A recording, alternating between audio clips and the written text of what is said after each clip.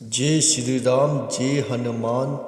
आज हम बताएंगे माता धूमावती के बारे में रोचक जानकारी। जैसे कि जो भगत जो साधक माता धूमावती के कुल के हैं या जिनकी कुल माता माता धूमावती है, उन लोगों के लिए विशेष तौर पर यह वीडियो बनाया है, क्योंकि देवी देवताओं के प्रति आस्था जगाने का हमारा जो कर्तव्य है वो हम बखूबी निभाएंगे। और आने वाले समय में सभी देवी देवताओं के वीडियो प्राप्त करने के लिए हमारे यूट्यूब चैनल श्री वीर हनुमान सरकार को आगे से आगे लोगों तक शेयर कीजिए, जिससे कि देवी देवताओं के बारे में लोगों को जानने में आसानी हो। चलिए आगे बढ़ते हैं।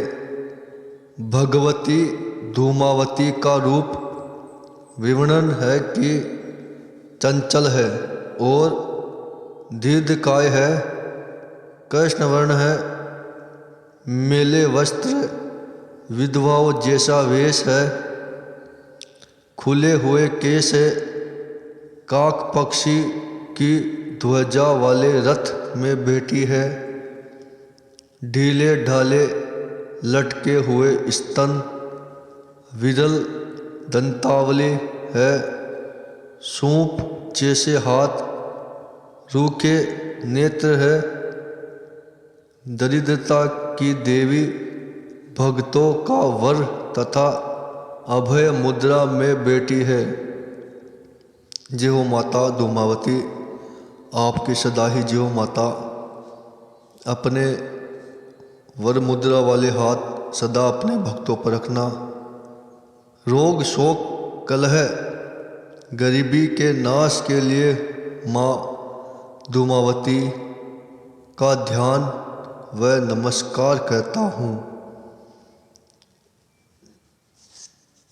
जैसे कि माता का मंत्र है, धूम धूम धूमावती ठह ठह। इन मंत्रों के आगे ओम पीछे ओम लगाइए और कम से कम नित्य 5 माला अवश्य कीजिए और मानसिक जप से। उससे क्या होगा कि आपका मंत्र भी फलीभूत होगा और मंत्र करने से देवी देवता आपकी तरफ अग्रसर होते हैं और आपके कार्य को करने में वो पूरा आपका योगदान करते हैं। जैसे कि माता धूमावती की साधना रात्रि में ही की जाती है। धूमावती देवी का विचित्र रूप है। शरीर का आकार स्थूल है, रूखे केश है, मलिन वेश है, दोनों स्तन नीचे की ओर लटके हुए हैं, जैसे वृद्धा स्त्री के हो जाते हैं। इसका रूप विधवा जैसा है और इनकी आपको पूजा इस प्रकार करनी है। स्नान करके पवित्र होकर शुद्ध वस्त्र पहनकर भगवती धूमावती का चित्र सामने स्थापित करें, भगवती की पूजा करें, ध्यान करके मंत्र का जप करें। यदि आप हमारे YouTube चैनल श्री वीर हनुमान सरकार में नए हैं तो वीडियो को लाइक करें, सब्सक्राइब करें, जिससे आपको देवी देवताओं के वीडियो प्राप्त हो सके। भगवती की पूजा करें, ध्यान करके मंत्र का जप करें। और माता का पूजा केवल सात्विक रूप से ही की जाती है, तामसिक रूप से कभी ना करे माता।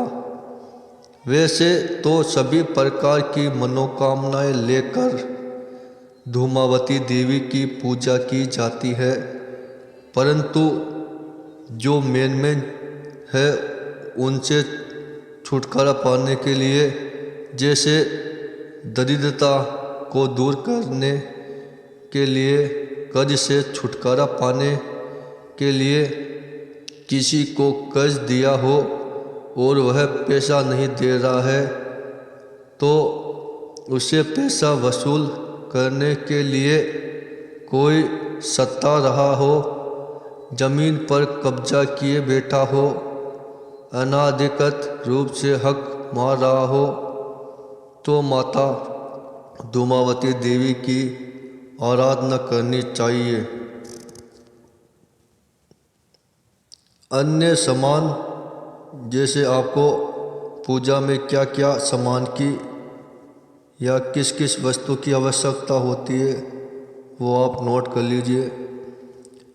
अन्य सामान: पत्र, पुष्प, गंध, सफ़ेद रंग की चंदन पीसी हुई, धूप, दीप, निवेद्य आदि सभी सफ़ेद रंग के हो। माला तुलसी की होनी चाहिए। कौवे के परों का प्रयोग भी मार्जन में, पूजन में, हवन में करें। पान के पत्ते के स्थान पर कौवे के पैरों का प्रयोग विदेशन आदि उग्र कार्यों में करें। विदेशन, उच्चाटनी आदि कामों में धतूरे के फल, बीज, जड़ आदि का अथवा कटेरी सफ़ेद फूल वाली के पत्ते, जड़, लकड़ी का प्रयोग हवन में करें। हवन में जो जो चीज़ों की आवश्यकता होती है वो इस प्रकार है। हवन में काले तिलों का संकल्प में सफ़ेद तिलों के स्थान पर उच्चाटन आदि कामों में करें। दरिद्रता दूर करने जैसे कार्यों में सफ़ेद तिलों का ही प्रयोग करना चाहिए। इस प्रकार यदि किसके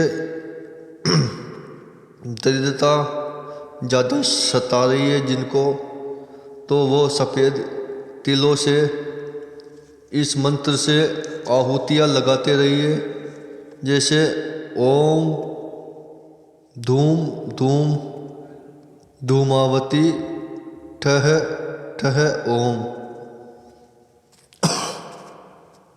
इस मंत्र का जाप करके और आपको आहुतियाँ लगाते रहनी है, जिससे कि माता आपसे अत्यंत पसंद होती है और आपकी जो भी मनोकामना है माता धूमावती माता तत्क्षण में ही उनको नष्ट करती है, क्योंकि माता दरिद्रता की देवी भक्तों का वर तथा अभय मुद्रा में बैठी है और वो अपने भक्तों के लिए सदैव